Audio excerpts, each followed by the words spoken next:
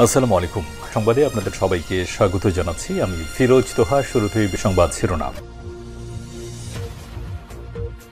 বাংলাদেশের সর্বশেষ গুরুত্বপূর্ণ আপডেট সংবাদে আপনাকে স্বাগত। শুরুতে সংবাদ শিরোনাম, পরে বিস্তারিত। শুরুতেই জানাবো, রোহিঙ্গাদের দেশে ফেরাতে প্রয়োজনে সারা দুনিয়ার সঙ্গে লড়াই করব বলেন ড মোহাম্মদ ইউনূস। প্রধান উপদেষ্টা ড মোহাম্মদ ইউনূস বলেছেন, মিয়ানমার থেকে বাস্তুচ্যুত হয়ে বাংলাদেশে আশ্রয় নেয়া রোহিঙ্গাদের তাদের দেশে ফেরাতে সারা দুনিয়ার সঙ্গে আমরা লড়াই করব। আর শুক্রবার 14 মার্চ কক্সবাজার রোহিঙ্গা ক্যাম্প পরিদর্শনে গিয়ে সব কথা বলেছেন ড মোহাম্মদ ইউনূস। ড মোহাম্মদ ইউনূস বলেন, রোহিঙ্গাদের দুঃখ দেখে সমাধান করতে জাতিসংঘের মহাসচিব বাংলাদেশে এসেছেন। দেখা যাক তিনি কি করতে পারেন। এরপর জানাবো, মহিলা আওয়ামী লীগের নেত্রী গ্রেপ্তার। শেরপুর ঝিনাইগাতী উপজেলা মহিলা আওয়ামী লীগের আহ্বায়ক ও শেরপুর জেলা পরিষদের সাবেক সদস্য আয়েশা সিদ্দিকা রূপালী ৩৫কে গ্রেপ্তার করা হয়েছে। তাকে বিশেষ ক্ষমতায়নের মামলায় গ্রেপ্তার করা হয়েছে বলে জানিয়েছে পুলিশ। এদিকে রাজধানীতে ২০ লক্ষ টাকার জালনোট সহ আটক ৩। রাজধানীর কামরঙ্গীরচর থেকে জালনোট তৈরির সরঞ্জাম সহ সংঘবদ্ধ চক্রের ৩ সদস্যকে আটক করেছে পুলিশ। আটককৃতদের কাছ থেকে জাল ২০ লক্ষ টাকা উদ্ধার করা হয়। শুক্রবার গোপন সংবাদের ভিত্তিতে অভিযান চালিয়ে তাদের আটক করেছে পুলিশ। এদিকে গাজীপুরে ৫ বছরের শিশুকে ধর্ষণের চেষ্টা, আটক প্রতিবেশী চাচা, বয়স ৫০। গাজীপুরের কাপাসিয়া উপজেলার লালপাড়া এলাকায় ৫ বছরের এক শিশুকে ধর্ষণের চেষ্টার অভিযোগ উঠেছে প্রতিবেশী এক চাচার বিরুদ্ধে। শিশুটির মায়ের অভিযোগ, এর ভিত্তিতে পুলিশ অভিযুক্ত প্রতিবেশী চাচা রানু মিয়া ৫০কে গ্রেপ্তার করেছে।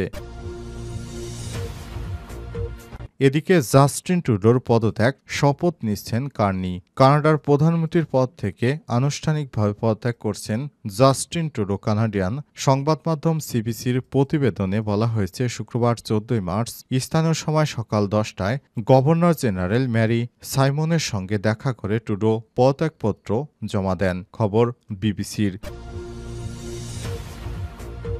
এদিকে কানাডার নতুন প্রধানমন্ত্রী হিসেবে আর কিছুক্ষণ পরে শপথ গ্রহণ করেন মার্ক কানি। এবং সর্বশেষ জানাবো, পানামা খাল আমেরিকার প্রবেশ নিশ্চিতে সামরিক পদক্ষেপের ভাবনা পেন্টাগনের। পানামা খাল দিয়ে আমেরিকার প্রবেশ নিশ্চিত করতে হোয়াইট হাউসের অনুরোধের জেরে সামরিক পদক্ষেপ নেওয়ার সিদ্ধান্ত চিন্তাভাবনা করছে দেশটির প্রতিরক্ষা দপ্তর পেন্টাগন। আজ বার্তা সংস্থা রয়টার্সে প্রকাশিত এই প্রতিবেদনে সব তথ্য জানানো হয়েছে। আমেরিকান এক কর্মকর্তার নাম প্রকাশ না করা সত্ত্বে রয়টার্সকে জানান, নতুন ট্রাম্প প্রশাসনের পক্ষ থেকে অন্তর্বর্তীকালীন জাতীয় নিরাপত্তা নির্দেশিকা শীর্ষক এক নথিতে পানামা খালের নিরাপত্তা প্রবেশাধিকার নিশ্চিতে আমেরিকান সশস্ত্র বাহিনীকে সামরিক উপায়ে চিন্তাভাবনার আহ্বান জানানো হয়েছে। প্রিয় দর্শক, এতক্ষণ শুনছিলেন সংবাদ শিরোনাম, এবারে বিস্তারিত।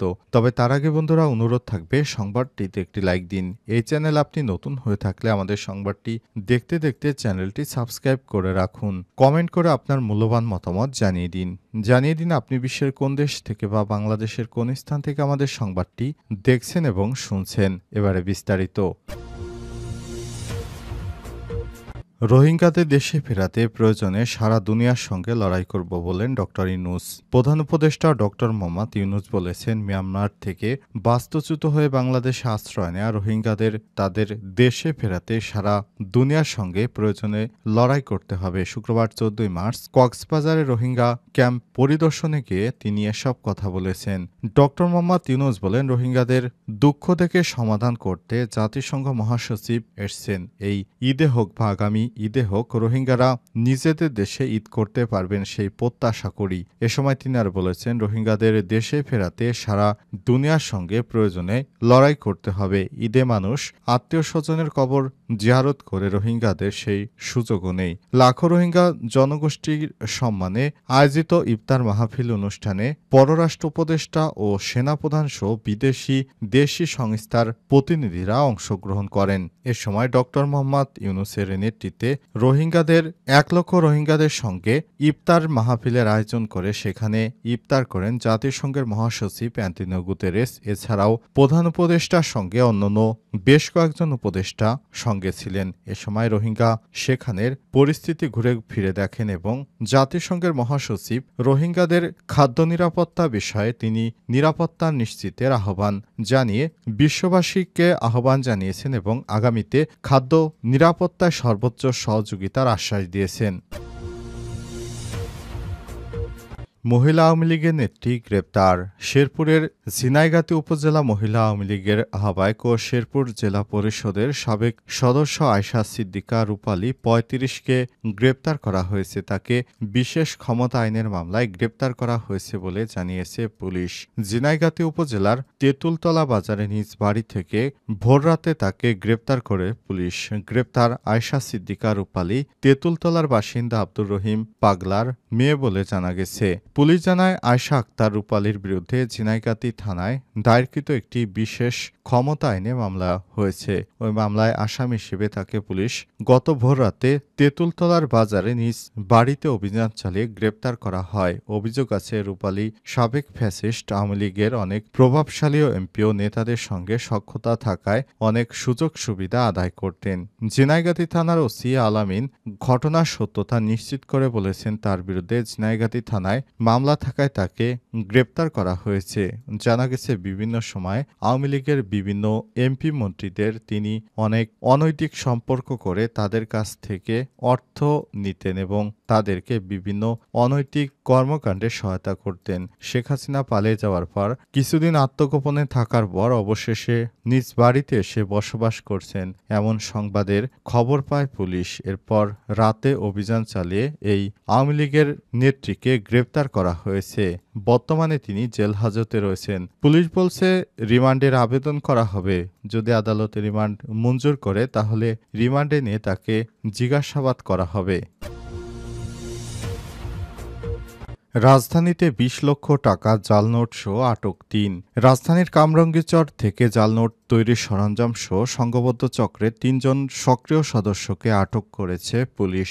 আটককৃতদের কাছ থেকে নগদ ২০ লক্ষ টাকা উদ্ধার করা হয়। শুক্রবার গোপন সংবাদের ভিত্তিতে অভিযান চালিয়ে তাদের আটক করে পুলিশ। শনিবার সাংবাদিক সম্মেলনের মাধ্যমে বিস্তারিত জানানো হবে বলে আমার দেশকে জানিয়েছে লালবাগ জোনের ডিসি জসিম উদ্দিন। সূত্র বলছে ঈদকে সামনে রেখে সাধারণত জাল নোট কারবারির দৌরত্ব বেড়ে যায়। জাল নোট তৈরির সাথে বেশ কয়েকটি চক্র জড়িত রয়েছে। গোপন তথ্যের ভিত্তিতে সাঁড়াশি অভিযান চালিয়ে শুক্রবার কামরাঙ্গীরচর থেকে আটক করা ৩ জনের কাছ থেকে আরও তথ্য পাওয়ার চেষ্টা করা হচ্ছে। এই চক্রের সাথে পতিত আওয়ামী লীগ ও নিষিদ্ধ ছাত্রলীগের কারো যোগ সাজেশ রয়েছে কিনা তা খতিয়ে দেখা হচ্ছে। পাশাপাশি বিদেশি কোনো গোষ্ঠীর সংশ্লিষ্টতা রয়েছে কিনা তাও খতিয়ে দেখা হচ্ছে বলে জানা গেছে।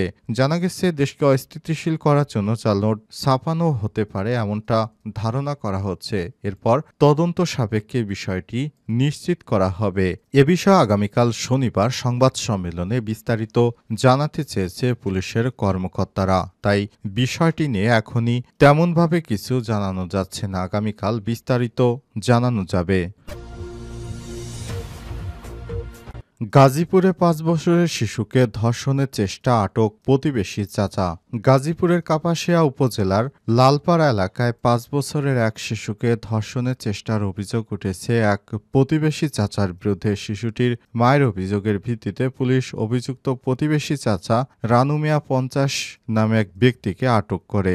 এই ঘটনায় বৃহস্পতিবার ১৩ মার্চ রাতে শিশুটির মা বাদী হয়ে কাপাসিয়া থানায় একটি মামলা দায়ের করেছেন। শিশুটির পিতা জানান, অভিযুক্ত রানু মিয়া আমার প্রতিবেশী। সে পেশায় রাজমিস্ত্রির কাজ করেন। ইতিমধ্যেই সে অন্যান্য বাচ্চাদের সঙ্গে এমন ঘটনা ঘটিয়েছে। গত ২৭ ফেব্রুয়ারি সকালে আমার ৫ বছরের শিশু বাড়ির পাশে খেলা করছিল। এ সময় প্রলোভন দেখিয়ে খেলার ছলে তাকে রান্নাঘরে নিয়ে অপকর্মের চেষ্টা করে।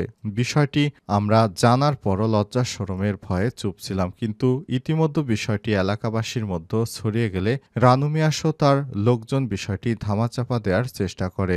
ঘটনাটি যাতে কাউকে না জানানো হয় সেজন্য আমাদেরকে হুমকি দিতে থাকে।